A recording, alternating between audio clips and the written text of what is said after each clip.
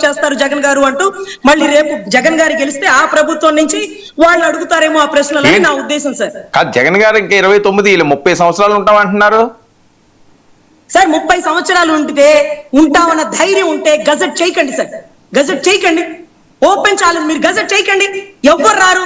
కదిపే అవకాశం లేదు కదా, మీరు చేయకండి అబ్బా స్వామి.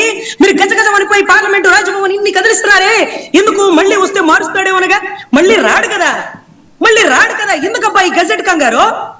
మళ్ళీ వస్తాడనే భయంతో మీరు ముద్ర వేస్తున్నారని మీరే చెప్తున్నారు. మళ్ళీ రానివనని మీరే చెప్తున్నారు. మనం కలివిడిగా లేకపోతే వచ్చేస్తాడేమోనని మీరే చెప్తున్నారు. అరే అసెంబ్లీ మొత్తం జగన్ నామస్మరణే. So whatever it may be sir, gazette చేస్తున్నారంటేనే మళ్ళీ జగన్ వచ్చినా మీరు భయపడకండి అంటూ అమరావతి రాజధాని రైతులకి భరోసా ఇస్తున్నారు. మళ్ళీ జగన్ వస్తున్నాడన్న విషయాన్ని కూడా తెలియజేస్తున్నారని నా ఉద్దేశం సార్. Okay right. బాలకోటి గారు, ఇదండి రజనీ గారిది ఛాలెంజ్ విసురుతున్నారు, గజగజలు ఆడుతున్నారట, ఎవరో ఎవరికి భయపడరట, జగన్ వస్తున్నారట. వర్మ గారు నమస్తే. డిబేట్ లో ఉన్న మిత్రులందరూ కూడా నమస్కారం. వర్మ గారు, భారతావని గర్వించే విధంగా అమరావతికి ఈరోజు శుభదినం. అత్యున్నత పార్లమెంటు సాక్షిగా, అదే అత్యున్నత పార్లమెంటు సాక్షిగా వైసీపీ పార్టీకి దుర్దినం. ఒక ప్రధానమైన అంశం పార్లమెంట్లో చర్చకు వచ్చినప్పుడు ఆ రాష్ట్రానికి సంబంధించిన ప్రతిపక్ష పార్టీగా దానిలో పాల్గొని ఏంటి ఆ ఫోటోలు అవి దగ్ధం చేసేది మీరేనా? ఆ విజువల్స్ చూడండి, అవి మీరేనా ఫోటోలు అవి దగ్ధం చేస్తున్నారు? వస్తా, సబ్జెక్ట్ దగ్గరికి వస్తా. రజనీ గారి లాగా మీరు ఆవేశపెడతారట సార్. మీరేమడిగారు ఆమె గారిని పార్లమెంట్ లో గజెట్ నోటిఫికేషన్ గురించి మాట్లాడమంటే? అంటే రాముడికి సీత ఏమవుతుందంటే భార్య అని చెప్పకుండా రామాయణం చెప్తున్నారు.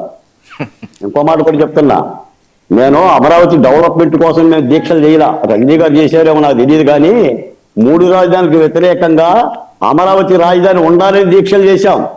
మా దీక్షల సారాంశం అది. దానిని కూడా వక్రీకరించేస్తున్నారు. నాడు జగన్మోహన్ రెడ్డి ప్లాన్ 1 కర్నూలు, విశాఖపట్నం, అమరావతి రాజధాని. ఇప్పుడు ప్లాన్ బి మీరే చెప్పారు కదా, మచిలీపట్నం, విజయవాడ, గుంటూరు. మావిగాన్, ఏ మావిగానో, ఏ దీవో, ఏ బావ కళ్ళల్లో బామర్దో, వీడెవడో ఈ పేరు అంటే ఇలా ఉంటుంది. మనం సబ్జెక్ట్ మాట్లాడుకుందాం, ఎందుకంటే అమ్మలాంటి అమరావతి గురించి మాట్లాడుతున్నాం.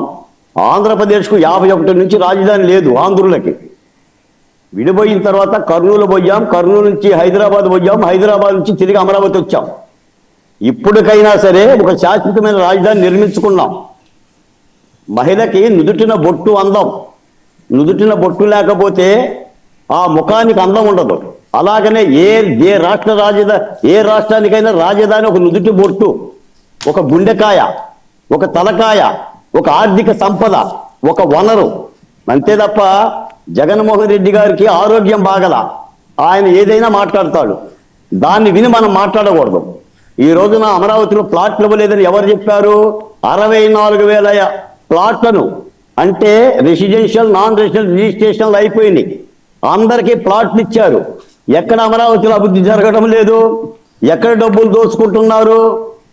ఏమండి, 28 రాష్ట్రాలు ఉంటే 28 రాష్ట్రాలకి రాజధానులు ఉన్నాయి. ఆంధ్రప్రదేశ్కు రాజధాని లేదు. విభజన చట్టం 10 ఏళ్ళుగా హైదరాబాద్ని రాజధాని చేసుకోండి, మీరు కొత్త రాజధాని కట్టుకోమంది. కొత్త రాజధాని కట్టుకున్నాం. ఆ విభజన చట్టం 10 ఏళ్ళు గడువు ముగిసింది కాబట్టి 2024 జూన్ 2వ తేదీన న్యూ క్యాపిటల్ అనే పదాన్ని తీసేసి ఆంధ్రప్రదేశ్ క్యాపిటల్ అమరావతిగా గజెట్ నోటిఫికేషన్ ఇస్తుంది. ఇది భయపడి కాదు. మీకు ఫెడరల్ వ్యవస్థ తెలుసా? కేంద్ర ప్రభుత్వము, రాష్ట్ర ప్రభుత్వాలు ఫెడరల్ వ్యవస్థలో ఏ కేంద్ర ప్రభుత్వం అయితే భౌగోళిక పరిస్థితుల ఆధారంగా విభజనకు చేసిందో ఆ కేంద్ర ప్రభుత్వం రాష్ట్రాల హక్కుల్ని కాపాడాలి. హైదరాబాదుని తెలంగాణ రాష్ట్రానికి కేటాయించింది ఎవరు? కేంద్ర ప్రభుత్వం, రాష్ట్ర ప్రభుత్వాలు కాదు. కొత్త రాజధాని కట్టుకోమని చెప్పింది ఎవరు? ఆనాటి కేంద్ర ప్రభుత్వం. ఆ కేంద్ర ప్రభుత్వం చట్ట సవరణ చేస్తుంది. ఆ చట్ట సవరణ నుంచి ఉండాలి. కాబట్టి మేమేం చెప్తున్నామంటే, ఇప్పటికైనా తీరు మార్చుకొని జగన్మోహన్ రెడ్డి గారికి అమరావతిలో ఉండే నైతిక అర్హత ఏముంది? మీరు చెప్పండి. నీకు అమరావతి ఇష్టం లేదు, అమరావతి నేల ఇష్టం లేదు, అమరావతి ప్రాంతం ఇష్టం లేదు, మరి అమరావతిలో ఎలా ఉంటావు? నాడేం చెప్పావు? నాడేం చెప్పావు? అమరావతిలో నేను ఇల్లు కట్టుకున్నాను, నేను ఏడే ఉంటాను, ఏడే చెందుతానని మాట్లాడావు. వెరసి ఏమైంది? 3 రాజధానులు అన్నావు. ఇప్పుడు ఏమవుతున్నావు? అసలు గజెట్ నోటిఫికేషన్కే వ్యతిరేకంగా పారిపోయారు, వాకౌట్ చేశారు. వాకౌట్ చేస్తే అర్థం ఏంటి? అమరావతి ఇష్టం లేదని అర్థం. ఇందులో దాపరికం ఏముంది?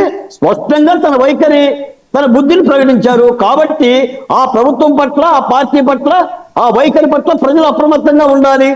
ఈ రోజు జగన్మోహన్ రెడ్డి గారు వస్తారని భయపడి గెజిట్ నోటిఫికేషన్ చేయడం వల్ల అది విభజన చట్టంలో హక్కు, మాకు ఆంధ్రప్రదేశ్ హక్కు. అది ఆ హక్కుని మేము అడుగుతున్నాం, ఆ హక్కు ద్వారా చేయించుకుంటున్నాం. రేపు మీరు విభజన చట్టాన్ని మారుస్తారా? తీర్మానాలంటే చిత్తు కాగితాలు. అసలు రాజ్యాంగంలో రాజధాని లేదు అనే పదాలు ఉంటున్నాయి. మరి రాజ్యాంగంలో రాజధాని లేనప్పుడు 3 రాజధానులు ఉన్నాయా వర్మ గారు? రాజ్యాంగంలో 3 రాజధానులు ఉన్నాయా? మావిగాను ఉందా? పోనీ మచిలీపట్నం ఉందా? విజయవాడ ఉందా?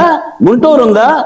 ముఖ్యమంత్రి ఎక్కడ కూర్చుంటే అదే రాజధాని అనే ముఖ్యమంత్రులకు మనం ఏం చెప్తామండి? ఆయనకి ఏంటంటే రాజధాని అంటే తెలియదు, రాజ్యాంగం తెలియదు, రాజకీయాలు తెలియదు. నేను ఒక మాట చెప్తున్నాను సార్, చెల్లిని దగ్గరికి తీసుకోకోకుండా, తల్లిని దగ్గరికి తీసుకోకోకుండా, బాబాయికి న్యాయం చేయకోకుండా ఉన్న పరిపాలకులు ఏమంటారు చెప్పండి మీరు? అడిగిందా అని చెప్పండి. బాలకోటయ్య గారు డైవర్ట్ చేయొద్దండి. రజనీ గారిని చెప్పేది కాదు, మీరు ఎక్కడికెక్కడికి వెళ్తున్నారు? అడిగిందా చెప్పండి సమాధానం. అంతే, వేరే విషయాలు వేరే దాని మీద కూర్చున్నాం. మళ్ళీ చంద్రబాబు నాయుడు గారు వెన్నుపోటు మీద కూర్చుందాం. చంద్రబాబు నాయుడు గారు ఏం చేశారు మాట్లాడుతున్నారు. ముందు అడిగిందా అని చెప్పండి సార్ సమాధానం. నేను ఆపుతున్నాను కదా, ఎందుకు కాంట్రవర్సీ? వర్మ గారు నేను మాట చెప్తా వినండి. వర్మ గారు, వరువుల్ని కేజీల్లో కొలుస్తాం, ద్రవాలని లీటర్లో కొలుస్తాం, వేడిని ఫారెన్ హీట్స్ లో కొలుస్తాం. ఒక మనిషి మంచోడు, ఒక మనిషి చెడ్డోడు అని దీంతో కొలుస్తాం. ఏంట కొలబద్ద, ఏంట స్కేలు అంటే నడవడికతో కొలుస్తాం. ఆయన మంచి మాటల తీరుని బట్టి చేస్తాం, ఆయన నడవడికని బట్టి, ప్రవర్తనని బట్టి, బుద్ధిని బట్టి అంచనా వేస్తాం. ఇతను మంచివాడు, ఇతను మంచివాడు కాదు అని. రాజధాని మీద ప్లాన్ 1, ప్లాన్ బి ప్రకటించిన తర్వాత జగన్మోహన్ రెడ్డి గారిని ఎలా అంచనా అయ్యాలి నేను చెప్తున్నాను. శ్రీకాంత్ రెడ్డి గారిని అడుగుతున్నాను. శ్రీకాంత్ రెడ్డి గారు,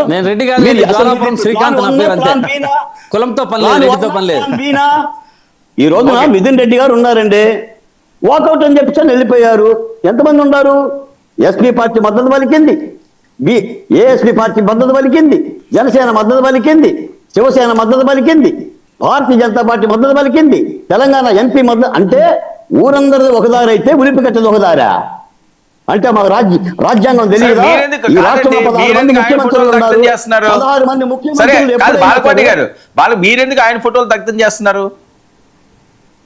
మేము నిరసన వ్యక్తం చేస్తున్నాం. వాకౌట్ చేసినందుకు జగన్మోహన్ రెడ్డి గారికి నిరసన వ్యక్తం చేస్తున్నాం. మరి ఆయన రావద్దంటారేంటి? ఆయనకు ఉండే అర్హత లేదని ఎలా డిసైడ్ చేస్తున్నారు?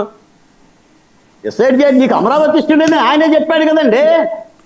నాకు ఆ ఊరు ఇష్టం లేదన్నప్పుడు ఆ ఊరు నువ్వు వెళ్తావు వర్మ గారు. మీరే ప్రకటించారు కదా, సుమారుగా మీరే ఖాళీ చేసి వెళ్ళిపోండి. రాష్ట్రాన్ని ఉడికించమాకండి, విభేదాలు పెట్టమాకండి, ప్రాంతీయ భేదాలు రెచ్చగొట్టమాకండి. ఈ రోజున అమరావతిలో నేను ఇంకో మాట కూడా చెప్తాను వర్మ గారు, మీకు అమరావతిలో కార్యక్రమాల్లో లోపాలు జరుగుతుంటే ప్రశ్నించండి. ప్రతిపక్షంగా దమ్ముంటే ప్రశ్నించండి, సమాధానం చెప్పేది మేము సిద్ధంగా ఉన్నాం. ఓకే, అంతే తప్ప అసలు రాజధాని వద్దు, నాకు పంపే వద్దు, ఇల్లే వద్దు, చెల్లే వద్దు, అమ్మే వద్దు, ఈ ధోరణి ఏంటంటున్నా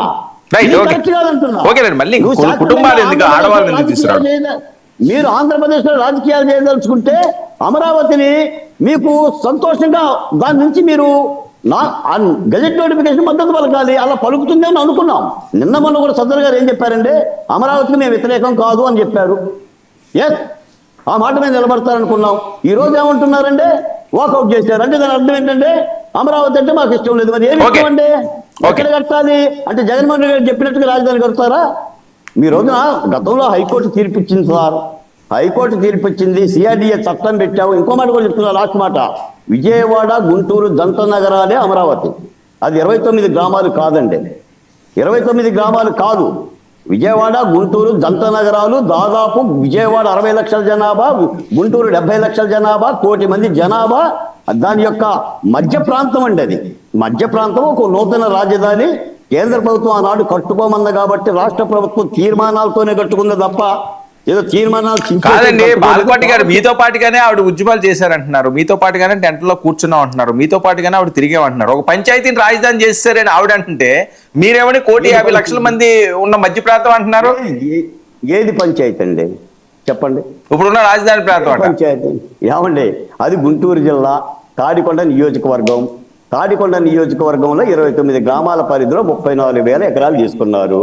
రెండో విడతగా కేవలం 16,666 ఎకరాలే భూ సమీకరణకి పిలుపునిచ్చారు. అది ఇప్పటి వరకు తీసుకోలేదు. వీళ్ళు 1,00,000 ఎకరాలు అంటున్నారు, 2 లక్షల ఎకరాలు అంటున్నారు. ఇప్పటికి అమరావతిలో అభివృద్ధి కోసం తీసుకొచ్చిన డబ్బులే 47,000 కోట్లు. ఇది నేను చెప్పింది కూడా కాదు, పేర్ని నాని గారు చెప్పిన కోట్లు. వీళ్ళు చెప్పేది ఏంటి? 2 లక్షల కోట్లు, 1,00,000 కోట్లు అని చెప్తున్నారు. ఈ రోజున వికేంద్రీకరణ చేయటం వల్ల గూగుల్ డేటా సెంటర్ విశాఖపట్నంలో పెడుతున్నాం, 136,000 కోట్లు. అనకాపల్లిలో విద్యుత్ ఫ్యాక్టరీ పెడుతున్నాం. చర్చిద్దాం వీల్ వెర్షన్ కూడా తీసుకున్న తర్వాత చర్చిద్దాం. మళ్ళీ శ్రీకాంత్ గారు ఏంటి అసలు జగన్మోహన్ రెడ్డి గారికి అమరావతిలో ఉండే హక్కు లేదు చెప్పండి. అమరావతిని ద్వేషించేంత వరకు, అమరావతిని ద్వేషించి రాజధాని ద్వేషించేంత కాలం వైసీపీ పార్టీకి ఆంధ్రప్రదేశ్ లో రాజకీయాలు చేయటం కూడా సాధ్యపడదండి. చాలా మరణ శాసనం. ఆ పార్టీకి రానున్న కాలంలో అర్థమవుతుంది. రైట్.